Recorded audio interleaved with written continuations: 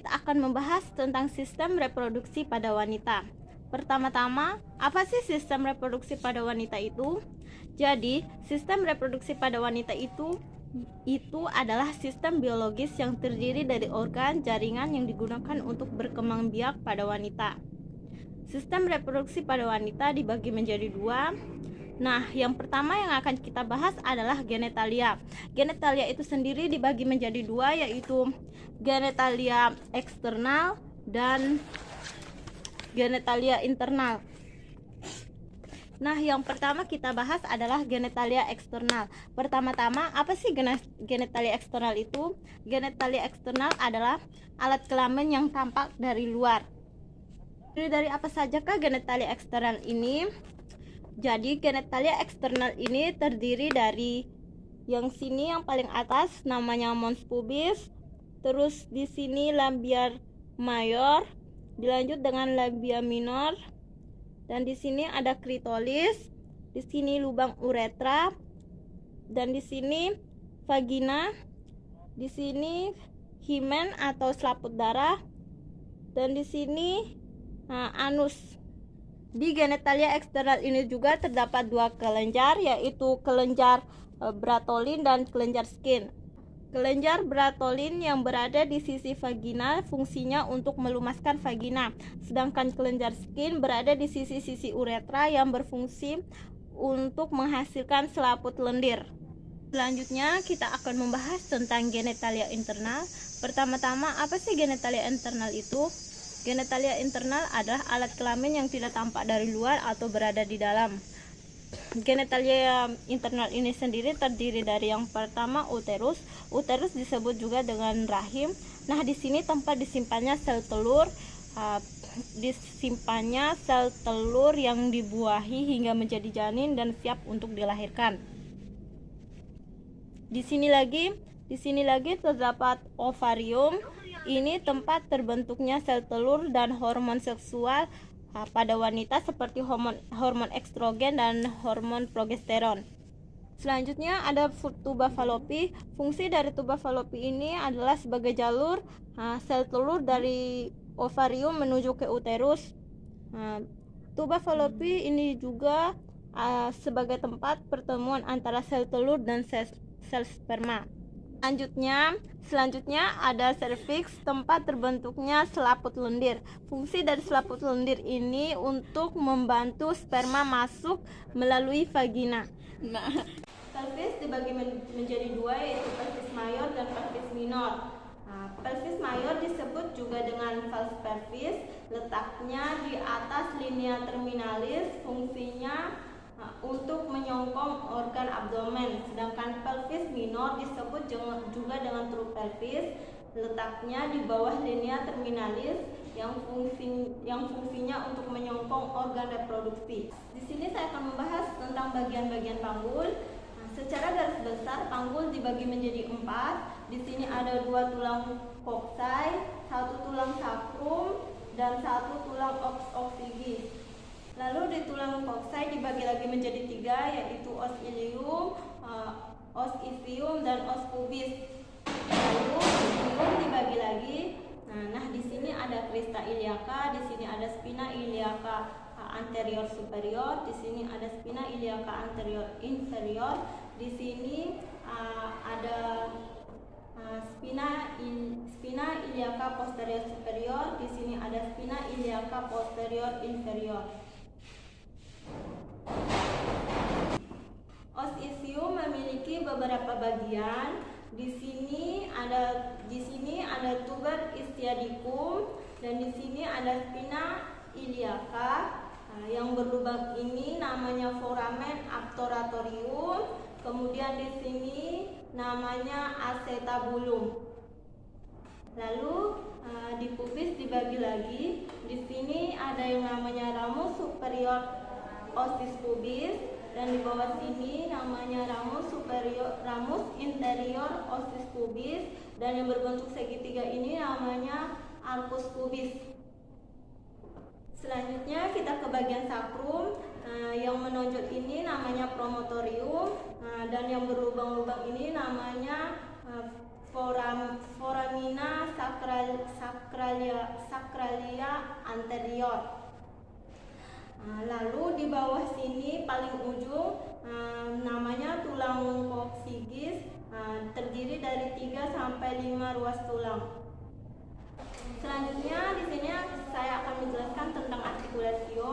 Di sini ada artikulasio sacroiliaca yang menghubungkan antara tulang ilium dan tulang sacrum. Dan di sini ada artikulasio sacro-occygeus yang menghubungkan antara tulang sacrum dan tulang ischius. Dan di sini ada artikulasio symphysis pubis. Selanjutnya kita akan membahas tentang ligamen. Yang pertama itu ada ligamen sacroiliaca. Nah, posisinya ligamen sacroiliaca ini berada di permukaan belakang sakrum ke tulang ilium. Selanjutnya ada ligamen sacrospinosum, letaknya itu di tulang sacrospina ischiadica. Selanjutnya ada ligamen sacrotuberosum, letaknya itu di tulang sakrum ke tulang tuberosis ischiadica. Dan selanjutnya ada ligamentum pubicus, letaknya di tulang koksai kanan dan kiri. Jadi selanjutnya kita akan membahas tentang otot atau muskulus. Jadi di otot bagian luar ini atau dasar panggul bagian luar ini ada otot yang namanya musculus sphincter ani externum, lalu ada namanya musculus bulbus spongiosum yang melingkari vagina, lalu ada yang namanya musculus perinea transversus superficialis. Ada otot yang melingkari vagina bagian tengah dan anus. Yang pertama itu ada namanya musculus ileococcygeus, lalu ada musculus ischiococcygeus, lalu ada musculus perinea transversus profundus, lalu yang terakhir ada yang namanya musculus coccygeus. Jadi selanjutnya kita akan membahas tentang bentuk-bentuk panggul. Bentuk-bentuk panggul ini terbagi menjadi 4, yaitu bentuk panggul genekoid, android, antropoid, dan platypeloid. Yang pertama yang akan kita bahas adalah bentuk panggul genekoid. Bentuk panggul genekoid ini hampir seperti lingkaran. Nah, bentuk panggul inilah yang banyak ditemukan dan 41% wanita memiliki bentuk panggul seperti ini. Di panggul genekoid ini, spina ischiadicanya tumpul dan tidak menonjol serta alcus pubisnya membulat. Yang kedua yang akan kita bahas adalah bentuk panggul android. Bentuk panggul android hampir mirip dengan hati. Nah, sakrumnya itu cenderung datar dan tidak melengkung, serta spina ischiadicanya itu lebih menonjol. 33% pria memiliki bentuk panggul seperti ini. Nah, kalau pada wanita, bentuk panggul seperti ini mempersulit dalam persalinan. Yang ketiga yang akan kita bahas adalah bentuk panggul antropoid. Bentuk panggul antropoid ini bentuknya hampir mirip seperti segitiga, lalu diameter transversal terbesarnya berada di bagian posterior tingkat sakrum dan spina ischiadicanya tidak menonjol. Nah, bentuk panggul seperti ini lebih banyak ditemukan pada laki-laki. Jika di wanita, bentuk panggul seperti ini biasanya ditemukan pada wanita yang memiliki tubuh yang lebih besar dan tungkai panjang. Dan yang terakhir adalah bentuk panggul platypeloid. Bentuk panggul platypeloid ini bentuknya hampir mirip dengan oval, lalu diameter transversalnya lebih besar daripada diameter posteriornya. Terus bentuk sakrumnya itu cenderung mendatar. Bentuk panggul ini jarang ditemukan baik di wanita maupun di pria. Selanjutnya kita akan membahas tentang pemeriksaan panggul luar. Pertama-tama, apa sih tujuan dari pemeriksaan panggul luar itu? Jadi tujuannya itu untuk menilai keadaan dan bentuk panggul, apakah ada kelainan atau keadaan yang dapat memperhambat jalannya persalinan. Jadi pemeriksaan panggul itu ada 4 tahap. Yang pertama ada distasia spinarum, lalu distasia cristarum, conjugata externa, dan pemeriksaan pinggang. Yang pertama yang akan kita bahas adalah distasia spinarum. Distasia spinarum Ini pemeriksaan yang dilakukan pada spina iliaca superior interior. Jarak normal distal spinarum ini adalah 23 sampai 26 cm. Selanjutnya kita akan membahas tentang distal cristarum.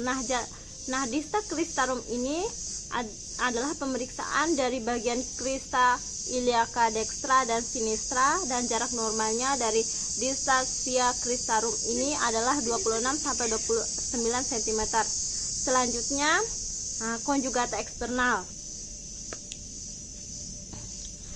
Nah, konjugata eksternal ini adalah pemeriksaan dari ujung simfisis pubis dan dari ujung simfisis pubis dan ujung processus